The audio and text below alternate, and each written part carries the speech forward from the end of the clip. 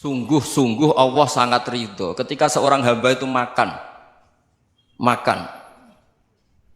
ketika sesuap nasi dia muji Allah, ketika minum seteguk nasi dia muji Allah. Itu kalau orang diridhoni Allah itu wali betul. Itu untuk jadi wali itu gampang, kamu makan ridho, kamu nginjak buminya Allah ridho seneng, kamu hidup keseharian aman seneng.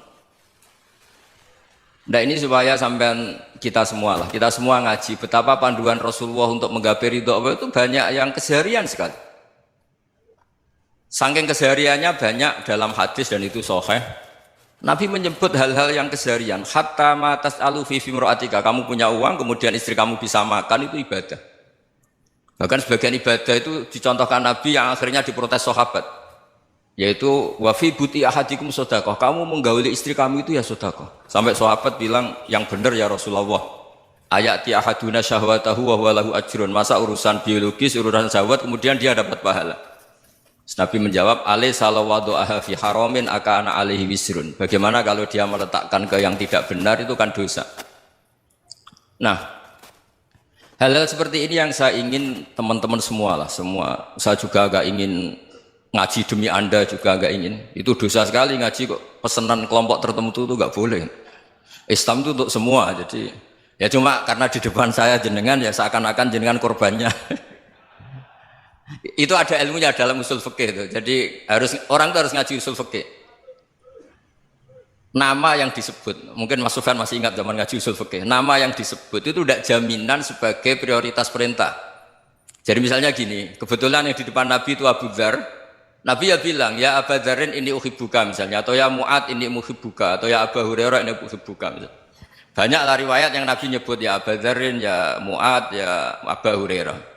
Kemudian misalnya Nabi meneruskan khitab, ini uhibbuka, saya mencintai kamu, fakul dubur sholatin, atau sebagian riwayat disebut fala tada'an la dubura kulli sholatin, Allahumma inni ala dzikrika wa syukrika wa husni ibadatik.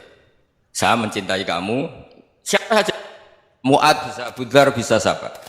Saya mencintai kamu, mohon kalau habis sholat kamu jangan lupa wiridan Allahumma a'inni ala dzikrika wa syukrika wa husni ibadatik. Ya Allah, tolong kami permudah supaya mudah ingat engkau.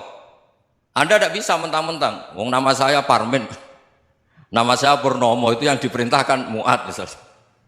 Jadi yang disebut satu, tapi khitab itu untuk siapa saja. Saya teruskan ya. Jadi saya mohon semua kita melakukan kebaikan itu kalau dalam kaidah fikih disebut al yakin la yuzalu bisyak. Banyak kebaikan yang kebenarannya itu 100%. Tidak punya efek samping ke pihak lain, ke kelompok lain, ke komunitas lain. Itu tadi misalnya Anda makan dan itu murah sekali, hanya butuh satu piring. Setiap punyaan kamu muji Allah, setiap minum kamu muji Allah. Itu redaksinya Rasulullah SAW disebut Allah sangat ridho ketika seorang hamba makan, kemudian dia memuji Allah, atau minum kemudian dia muji Allah. Logikanya gampang. Negara seperti ini yang kamu harapkan bentuknya kayak apa, mertua, ipar, komunitas, tetangga, itu nyata terjadi itu kan belum pasti. Sementara yang mesti terjadi adalah kamu butuh makan, kalau tidak mati. Butuh minum, kalau tidak mati. Butuh bumi yang nyaman ditempati, kalau tidak kita juga mati. Sebab itu Allah kalau menyebut nikmatnya itu hal-hal yang keseharian. Alladzi at'amahum min ju'. Allah itu siapa? Allah itu yang menciptakan kamu bisa makan. Tidak berlebihan. Allah itu yang menciptakan kondisi sosial itu ideal. Zaman Nabi itu ya ada orang munafik. Orang-orang pilihan Allah itu juga diuji orang sekelilingnya yang macam-macam. Semua diuji sesuai konteks zaman dan waktu. Nah, tapi ada ibadah-ibadah yang selalu disarankan Nabi. Sampai Nabi itu pernah ditanya, ayul islami khairun ya Rasulullah, Islam terbaik itu gimana? Jawaban Nabi itu unik. It'amut to'am. Islam terbaik itu ya makan-makan, jangan santai-santai. Ketika Allah menyebut beberapa kebaikan, falak tahamal aqobah wa ma adrokan Allah mal aqobah. Terusannya apa? Fakku raqobah. Terusannya apa? Au it'amun fi yaumin di masghubah. Ya itu acara makan-makan itu juga Islam. Kenapa? Ya bayangkan kalau tidak ada makanan kita mati kan? Kondisi sosial tidak ideal itu Anda masih gak apa-apa. Tapi kalau Anda tidak makan, Anda tidak minum, Kamu punya istri cerewet masih bisa hidup, punya mertua cerewet masih bisa hidup. Tapi kalau tidak makan bisa mati. Berarti penting mana istri sama makan? Penting mana? Makan. Semoga istri Anda dengar, nanti kamu disuruh makan tapi pulang deh. Itu kalau dibahasakan makan masih memahami. Penting mana nasi satu piring dengan istri. Nggak ada nasi mati, nggak ada istri belum mati. Penting mana? Gak berani jawab kan? Nah, ternyata Anda ada garang kan di depan istri.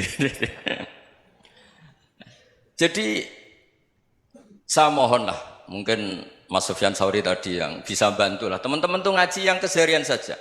Karena kita nyari ridha Allah itu berdasar firman Allah. Dan firman Allah itu menyebut keseharian tuh riang, gampang. Yaitu tadi misalnya wa min ayatihi manamukum bil laili wan nahar. Termasuk ayat-ayat Allah itu kamu tidur. Maka dulu itu ada guyonan, ada tokoh Mu'tazilah, kelompok dalam Islam yang berpikir manusia itu bisa menentukan ikhtiarnya sendiri. Karena saya bisa duduk, ingin berdiri, berdiri. Karena kelompok ini nggak terima kalau semua kehendak Allah, nanti bagaimana kalau semua kehendak Allah kok ada hisab ya, ada sanksi. Lucunya itu dia akhirnya, ini cerita ya, mencintai seorang perempuan, cantik sekali. Dan itu dia menjadi ahli sunnah itu oleh hal-hal yang sepele. Karena istrinya cantik, ya namanya suami istri itu hubungan intim. Terus ditanya, Mas, masih ingin lagi? Masih. Silahkan diulang lagi. Wah ya tidak bisa. Katanya manusia bisa menentukan yang diinginkan. Itu tobat itu. Itu nggak bisa ditobatkan Mas Sufyan Ats-Tsauri. Orang cantik yang mudah nobatkan orang itu orang cantik.